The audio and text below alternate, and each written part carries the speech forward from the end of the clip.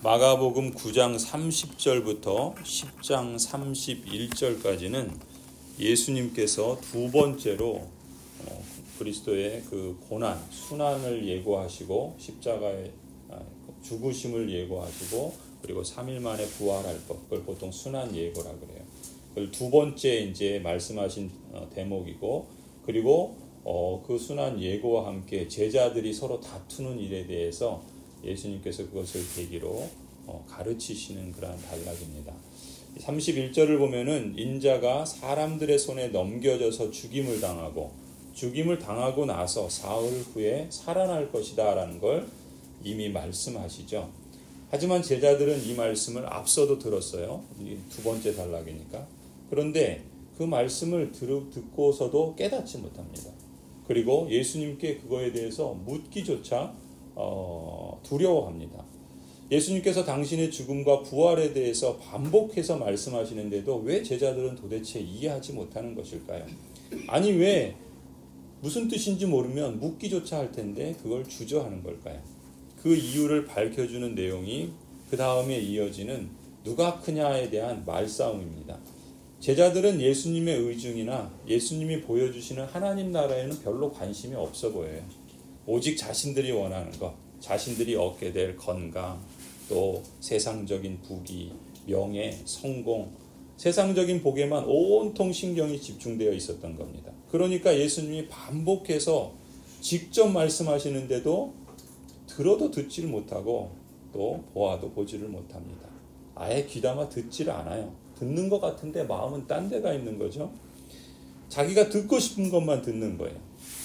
이처럼 당신의 뜻과는 다른 제자들의 세상적인 관심과 기대를 아시는 예수님께서는 제자들 사이에 벌어진 말싸움을 계기로 그들에게 진정한 제자의 길, 도대체 예수님을 따른다는 것이 무엇인지를 가르치시는 기회로 삼으십니다.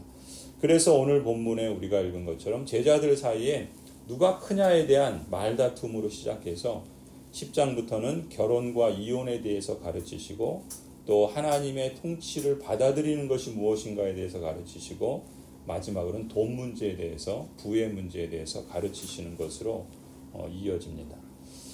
예수님이 말씀하신 이 내용들이 무엇인가?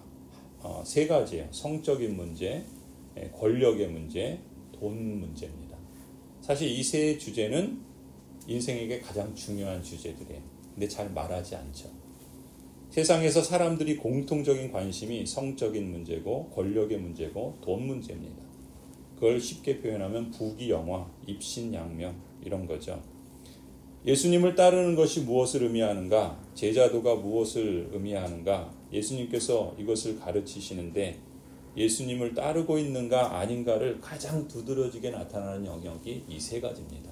성적인 문제, 권력의 문제, 그리고 돈 문제입니다. 거기서 드러난다는 것이죠. 오늘 본문이 그걸 여실히 드러내줘요. 특히 제자들의 속마음을 보여줍니다. 제자들은 지금 3년 동안 예수님을 믿고 따르고 있어요. 모든 걸 다 포기한 것 같아 보입니다. 그리고 예수님을 따르면서 정작 그들은 어떤 마음을 품고 예수님을 따랐는가? 예수님에 대해서 가졌던 기대를 보여주는 대목이 오늘 본문입니다.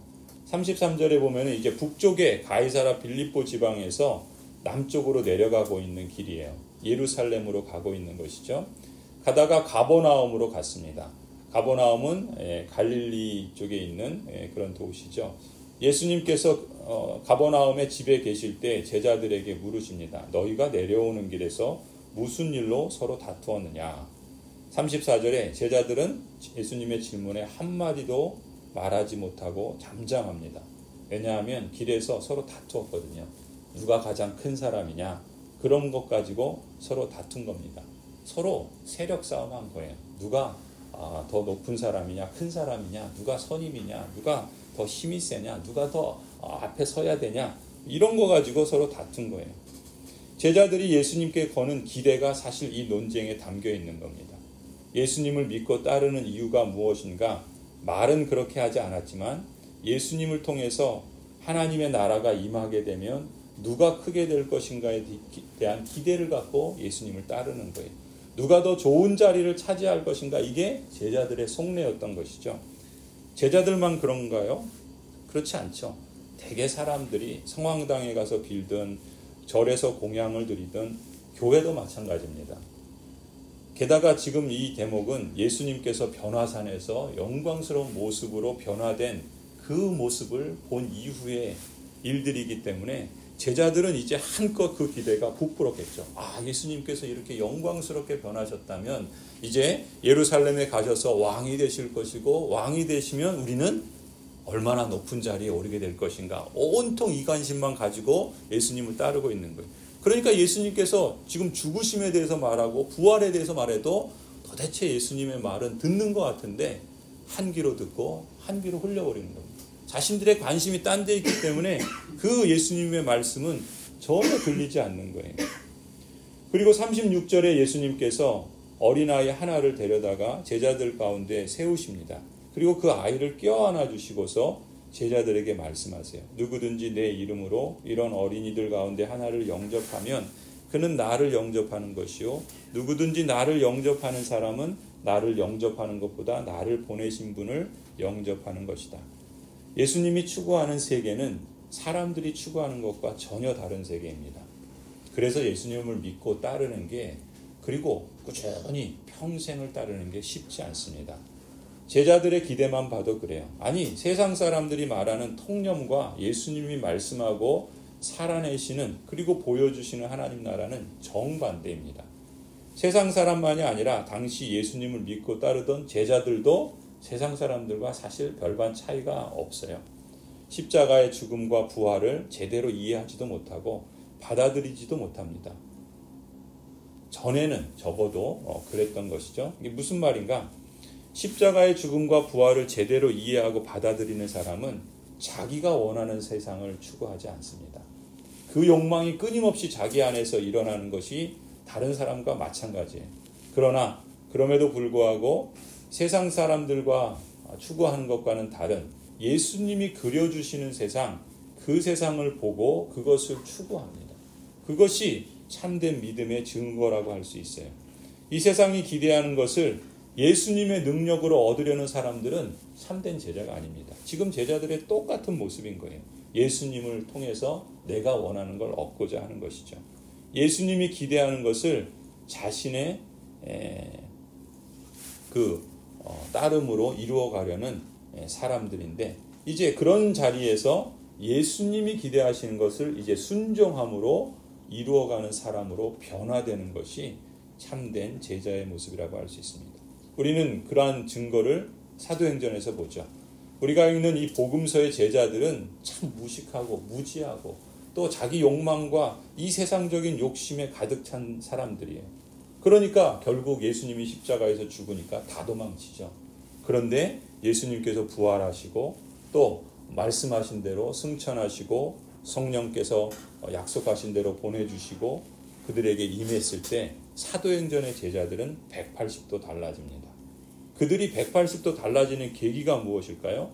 십자가의 죽음과 부활을 제대로 보는 눈을 갖게 되고 또 자신의 것으로 받아들이는 믿음을 주시고 또 그것을 따르는 그러한 순종과 그러한 삶의 응답이 그들에게 있었기 때문입니다.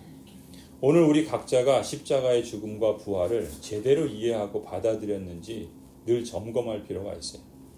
제자들이 이 논쟁이 나의 중심에 있다면 우리는 아직 제대로 이해하고 받아들이지 못한 겁니다. 내가 어떻게 하면 내가 원하는 걸 얻어낼까?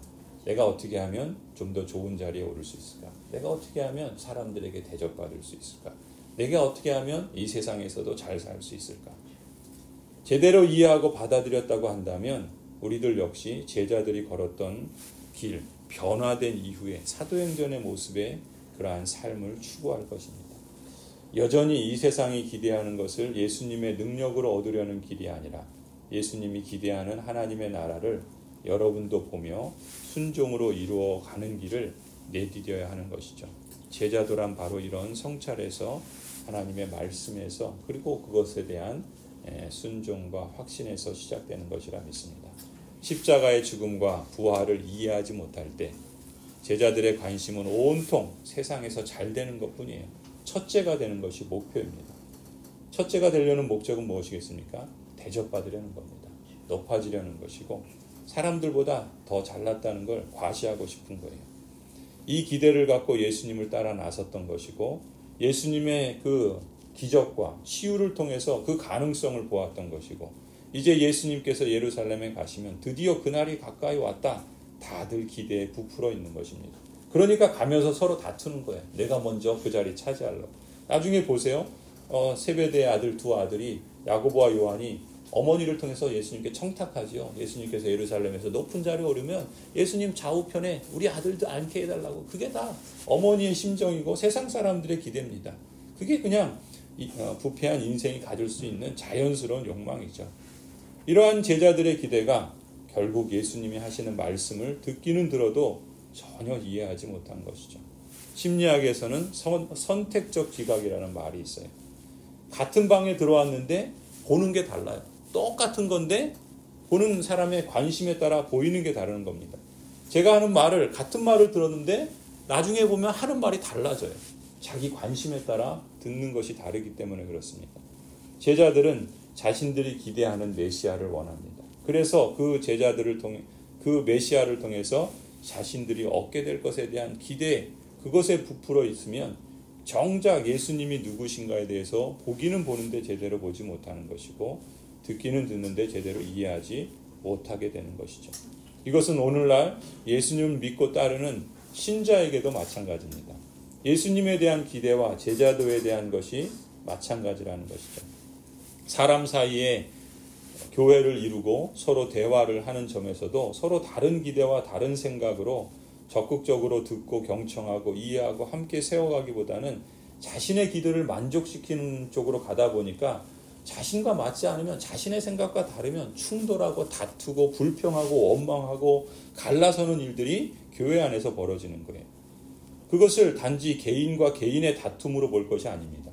이것은 영적인 싸움이고 또 그것은 더 크게 보면 세상의 기대와 하나님 나라의 기대 사이에 충돌하는 거예요. 그것이 사람 안에 한 사람에게서 나타나기도 하지만 서로를 통해서 나타나기도 한다는 것이죠. 그런 점에서 우리에게도 늘 예수님이 지금 제자들을 재교육하시는 것처럼 제자화를 위한 재교육이 필요한 겁니다. 예수님은 이런 제자들에게 어린아이 하나를 세우시고 가르치시죠. 누구든지 내 이름으로 이런 어린아이 하나를 영접하면 이렇게 말씀합니다. 여러분, 어린아이가 제자도와 무슨 상관이 있는 걸까요? 당시의 어린아이는 사회적으로 볼 때 말하자면 그 계층의 순서로 볼 때 가장 나중된 사람입니다. 말하자면 모든 사회 계층 가운데 가장 낮은 자예요. 당시의 유아 사망률은 극심했습니다. 5세 이하의 사망률은 50%를 넘었어요. 그럼 아이가 태어나면 둘 중에 하나는 죽는 거예요. 어린아이는 온전한 사람으로 그래서 취급받지 못했습니다. 우리나라도 예전엔 그랬죠. 호적을 한 몇 년 후에 올려요. 몇 년 있다 죽을 수 있는 가능성들이 높기 때문에 그렇죠. 실제로 복음서에 나타나는 아이들을 보세요. 거의 대부분 이런 식으로 그려져요. 우리가 마가복음에서 본 것처럼 야이로의 딸은 어떻습니까? 병에 걸려 시한부 인생을 살아갑니다. 시로페니키아의 그리스 여인의 딸은 귀신에 들려 있어요. 헤로디아의 딸은 악한 그 어머니와 그 성인들의 통제 아래 악한 일을 자행합니다. 성경에 나타난 복음서에 나타난 아이들은 이렇게 사회적으로 취급받지 못하고 인간 대접받지 못하고 낮은 존재로 그렇게 여겨집니다. 그러니까 예수님 제자들도 아이들이 예수님께 오니까 가라고 그러잖아요. 그것은 뭡니까? 예수님께서 그런 어린아이를 영접하시고 그런 어린아이와 같지 않으면 하나님 나라를 얻지 못한다라고 말씀하시는 것도 그런 맥락이죠. 아무런 힘도 없는 존재, 사회적으로 인간 취급받지 못하는 존재, 그게 어린아이입니다. 그런 사람을 영접하는 것이 예수님을 영접하는 것이라는 거예요. 제자들은 높은 사람, 힘 있는 사람, 돈 있는 사람을 영접하는 것이 그게 예수님을 영접하는 것이라고 착각하고 있었던 것이죠. 세상 사람이나 별반 차이가 없는 거예요. 그런데 예수님은 정반대를 말씀하고 있는 것이죠. 예수님을 영접하는 것이 그런 어린아이를 영접하는 것이고 더 나아가서 그런 어린아이를 영접하는 것이 예수님을 보내신 하나님을 영접하는 것이라고까지 말씀하십니다. 거의 혁명적인 말씀이죠. 전복적인 말씀입니다. 그래서 예수님은 이렇게까지 말씀하세요. 누구든지 첫째가 되고자 하면 제자들의 관심은 온통 이건데 나는 첫째가 되려고 지금 예수님을 따르는데 정작 예수님은 꼴찌가 되라고 말씀하세요. 그러니 그 예수님을 따를 수 있겠습니까? 자기의 기대와 다르니까 다 도망가는 겁니다. 오늘날도 마찬가지예요. 교회에 나와 있지만 자기 생각과 다르고 자기 기대와 다르면 다 나갑니다. 다 세상을 향해 가지요. 예수님은 더 나아가서 꼴찌가 되는 것만이 아니라 섬기는 사람이 되라고 그래요. 섬기는 사람 하면 요즘 되게 좋게 들려요. 괜찮은 사람처럼 들리죠. 사실은 종이 되라는 겁니다. 노예가 되라는 거예요. 누가 노예가 되고 싶어 하겠습니까? 예수님께서 그런 요구를 하시는 거예요. 끝이 되라는 말은 너가 원하는 세상을 얻으려고 하지 말라는 겁니다. 내 이름을 빌미로 그렇게 하지 말라는 것이죠. 부귀영화 입신양명이 인생이 추구하는 최고의 목표로 삼지 말라는 거예요. 아니 자기가 속한 교회에서 공동체에서 그런 사람으로 높아지려고 하지 말라는 겁니다. 그러니 누가 예수님을 따르겠어요? 그러니 예수님을 따르는 건 좁은 길이고 세상에서 추구하는 것과는 다른 길입니다. 그런 예수님께서 말씀하신 건 뭡니까? 하나님 나라를 꿈꾸라. 하나님 나라를 추구하라. 예수님이 그리시는 그 나라를 이루어 보라고 말씀하십니다. 그것은 온전한 정신 갖고 할 수 있는 게 아니에요. 그렇기 때문에 성령으로 거듭나지 않으면 그 나라를 볼 수 없고 그 나라를 따를 수 없습니다. 그 나라를 보고 그 나라를 따르는 사람은 벌써 다른 사람들.